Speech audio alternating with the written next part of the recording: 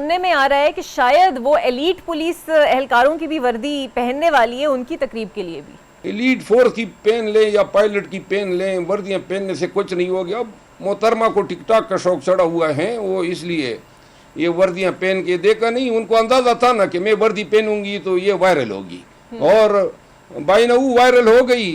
اب یہ elite force کی پہنے, اگلے دن پائلٹ کی پہنے, پھر اس کے بعد ٹریفک پولیس کی پہنے. خیر ایک قوم کو بھی تماشا ہے, محدود ہونے دیں. یونیفارم تو وہ نہیں پہن سکتی ہیں کیونکہ فورسز کی یونیفارم جو ہیں اس کا قوانین جو اجازت نہیں دے. پولیس آرڈر 151 اس کی ریسٹرکشن کرتا ہے. 419 تعزیرات پاکستان اس پہ قدغن لگاتا ہے. اس کی 7 سال سزائیں ہیں 419 تعزیرات پاکستان کے تحت, 3 سال سزا 151 کے تحت ہیں.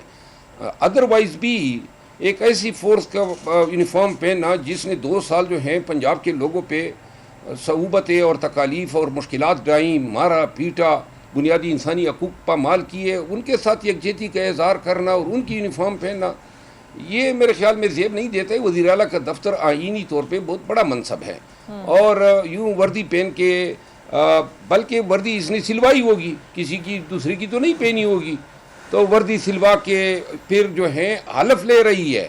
یعنی کہ حلف جو لوگ ان کے ہاتھوں حلف لے رہے ہیں خود جو ہے منی لانڈرنگ کی ہے, ان کے خاندان نے ساری عمر پاکستان کا پیسہ لوٹا ہے, یہ کیا حلف دے رہی ہیں؟ اور جنہوں نے ان سے حلف اٹھایا ہے وہ کون سے حلف کی پاسداری کریں گے؟ اسحاق ڈار صاحب کو ڈیپٹی وزیر اعظم بنا دیا گیا ہے, کیا سمجھتے ہیں اس فیصلے کو لے کر, کس مقصد کے لیے یہ عہدہ دیا جا سکتا ہے؟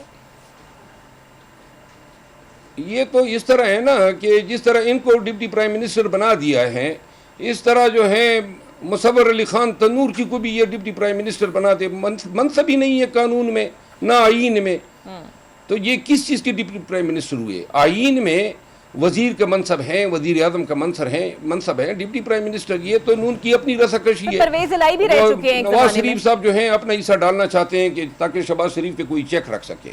باقی جو ہیں جس عدالت میں جب بھی یہ چیلنج ہوا تو اسحاق ڈار صاحب پھر واپس وزیر خارجہ ہی بنیں گے.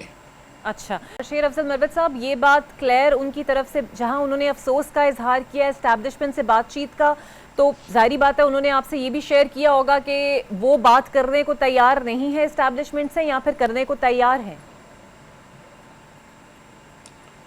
خان صاحب جس طرح میں نے بات واضح کی, میں دوبارہ ریپیٹ کرتا ہوں, خان صاحب یہ چاہتے ہیں کہ اگر اسٹیبلشمنٹ سے یا کسی بھی سیاسی پارٹی سے یا حکومت سے کوئی بھی بات کرنی ہوگی تو بات چیت سے قبل یہ چیز مد نظر رکھنی ہوگی کہ پاکستان تحریک انصاف کسی مصلحت کے تحت کسی ڈیل کے لیے, کسی خان صاحب کی اپنی رہائی کے لیے یا کسی ریلیف کے لیے کوئی بات چیت نہیں کرے گی. بالکل ٹھیک. حکومت بنانی ہوتی تو P T I people party کے ساتھ مل کے مصلحت کے تحت حکومت بنا سکتی تھی. اس وقت بھی خان نے رد کیا. خان صاحب یہ فرما رہے تھے کہ جب بات چیت ہوگی تو اس سے پہلے ایک مشترکہ اعلامیہ ضرور جاری ہوگا کہ یہ ملک کے بہتر مستقبل کے لیے اور قانون کی حکمرانی کے لیے, یعنی کہ یہ چیز سب کو واضح ہونی چاہیے کہ جو قانون کہتا ہے, آئین کہتا ہے, یا یہ اداروں کے کردار یا رول کا تعین کرتا ہے, یا پھر اس رول سے اگر کسی نے تجاوز کیا ہے تو اس تجاوز کی وجہ سے جتنی بھی عوامل کا ارتکاب ہوا ہے اس تمام کو انڈو کرنا پڑے گا. بالکل صحیح.